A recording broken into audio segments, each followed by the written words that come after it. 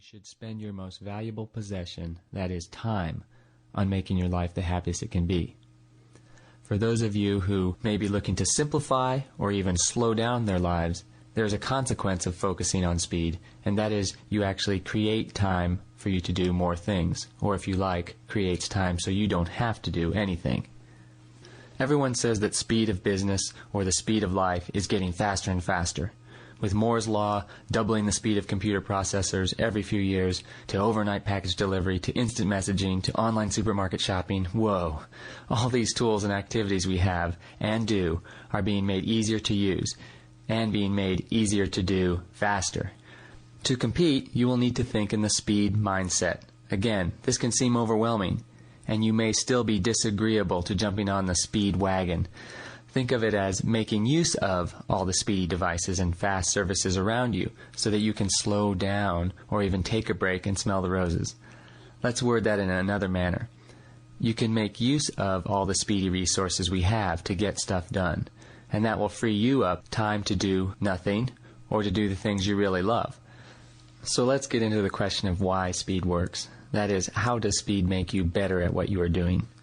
Speed creates or draws one's focus onto the task at hand. It puts you in the present. Your mental focus, drawn and aimed at the present, allows for no mental energy to be used on or concerned with the past and or future. Speeding up any activity draws focus, much like climbing does for the first-time climbers. Imagine being 10, 20, or 200 feet off the ground, and you're gripping onto a 1-inch ledge and standing on a half-inch ledge. You don't really have your attention drifting to paying the bills tomorrow or cleaning up the garage next week. You are focused on holding on. Once you're comfortable with climbing, it will be the push for speed that draws your focus onto the holding on and quickly managing all the safety systems involved with climbing. Driving a car on the freeway is much the same situation. When you first learn to drive on the freeway, you focus 100% on keeping from running into someone or keeping from being run over. But as you had more experience, you could relax even while merging on from an on-ramp. However, you push for speed on the freeway, and you will pay attention to more things on the road, including the rearview mirror.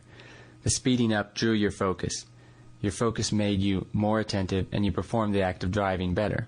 This leads to another saying you'll hear from some success experts. If you are multitasking or doing more than one thing at once, you cannot be doing any one thing at your best. I would counter that with, the human being is never only doing one thing. When you talk on a mobile phone, listen to the radio, write in a crossword puzzle, eat a corn chip, discipline the children, all while driving on the freeway, you are multitasking. And obviously you should not be doing a phone interview for your next job. But let us point out, to just plain drive at one's best, you are turning a wheel, pressing pedals, eyeing the windshield for the road changes ahead, and scanning the mirror for cars coming up. Something as simple as drawing on paper requires your brain to send 1,000 minute signals to your arms and hands so that they can coordinate with visual feedback and put proper pressure and placement of a pencil to the paper. As we gain experience in any multitasking function, our brains take on the many tasks and simply does them all. We don't think of sending a signal to retract our brachioradialis, extend our triceps, pinch our forefinger and thumb together on the pencil, lightly push against paper in an upward sweeping manner.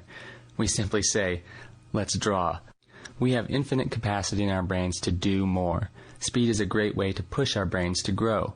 Speed reading is a perfect example. Our minds take in 1 million bits of information when we look at a scene in front of us.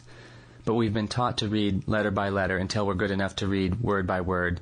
Then that's it pretty much for most people. Why not continue the push, read sentence by sentence, and read a whole page just by looking at it for a few seconds?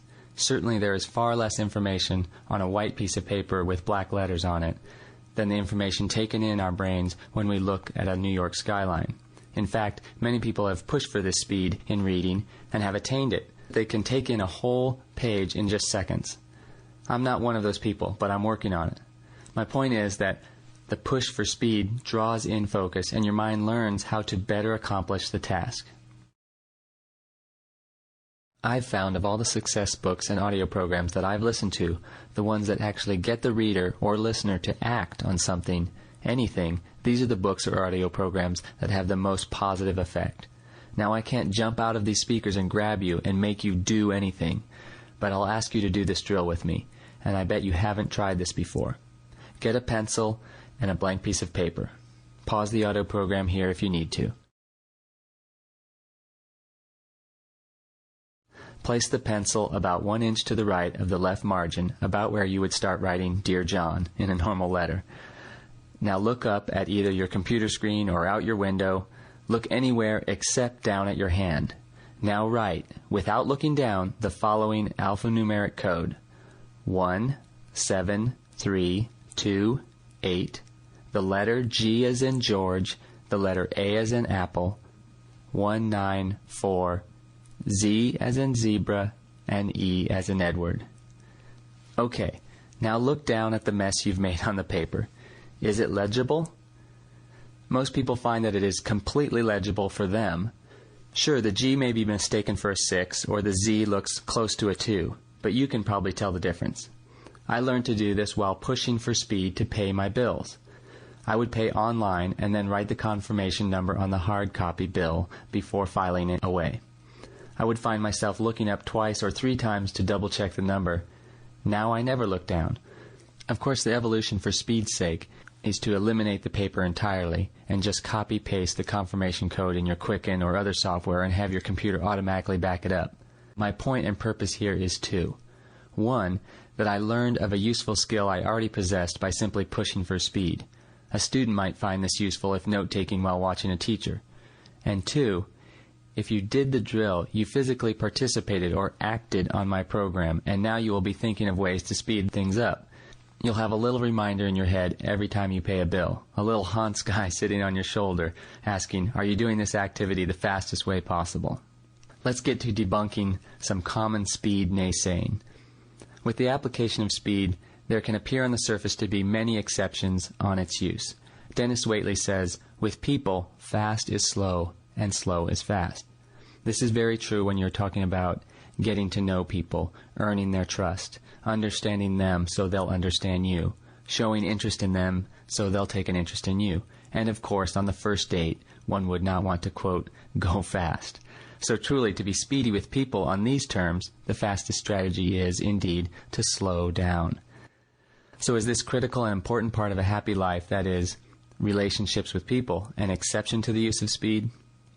No. In fact, it dramatizes perfectly the knee-jerk negative idea people have about speeding things up. 'Tis true that speed in a new relationship can lead to a poor relationship or ruin the relationship, but that is ineffective speed. I'll get back to this concept in a moment. Think about business where the experts will tell you to compete you must offer the lowest price or the highest quality. Obviously, there is more to this, especially if your product or service is hard to differentiate from the competitors. It will be service that differentiates you, and service often means speed at delivering, fixing, and in general responding to the customer. Often folks think in manufacturing situation that speed causes lack of quality. In the same sense, they say that speed in relationships can lead to less quality, but this is not necessarily so. I get a question along these lines from my outdoor audiences. They ask, Hans, since you're going so fast on these climbing routes, are you trading speed for safety? The answer is, without hesitation, no.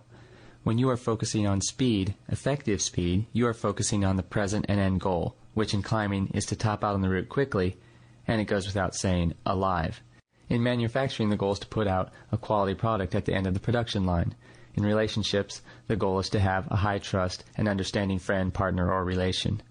If you trade speed for safety, quality, or genuine friendship, you are not applying effective speed to the problem. You're actually changing the outcome you initially wanted, and probably costing yourself more time in the long run, if you live to see the long run. So let's set things straight right here for the rest of the program. When I say speed, I mean effective speed, not BISS, which stands for blind, ineffectual, stupid speed, or for short, let's call it BS, for blind speed. Again, let's define those important differences. When I say speed from now on, I am not referring to BS or BISS. I'm referring to ES, effective speed. Let's return to this idea of speed in a relationship. If you are talking about a relationship with a new purchaser of your product or service, and that person requests a catalog or sample part, the application of speed is obvious. Will the prospective customer be more impressed seeing it in 3 days by standard shipping, or later that same day that you had talked with them, because